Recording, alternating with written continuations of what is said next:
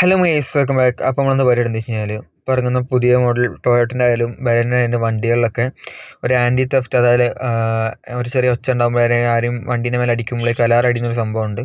അപ്പോൾ അത് മിക്ക വണ്ടികളിലും ഇപ്പോൾ ആക്റ്റീവ് ആയിരിക്കില്ല. അത് നമ്മൾ പിന്നെ ആക്റ്റീവ് ചെയ്യുകയാണ് വേണ്ടത്. അങ്ങനെ ആക്റ്റീവ് വെച്ച് കഴിഞ്ഞാൽ നമ്മൾ നേരെ വന്ന് കാറിൻ്റെ മീറ്റർ കൺസോളിലേക്ക് വരുമ്പോൾ നമ്മൾ റൈറ്റ് സൈഡിലുണ്ടാകുമ്പോൾ ഒരു 5 സെക്കൻഡ്സ് നെക്കി പിടിക്കുമ്പോൾ ഇങ്ങനത്തെ ഒരു മെനു ഓപ്പൺ ആയി വരും.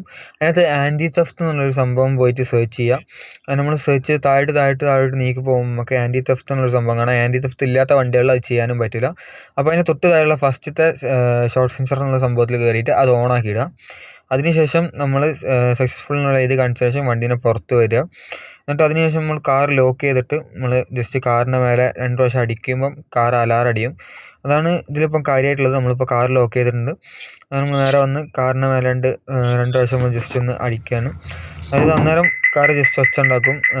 അതായത് ആൻറ്റി തെഫ്റ്റിൻ്റെ അലാറം അടിയുന്നതാണ്. അത് അകപ്പാട് 2 പ്രാവശ്യം അറിയുള്ളൂ.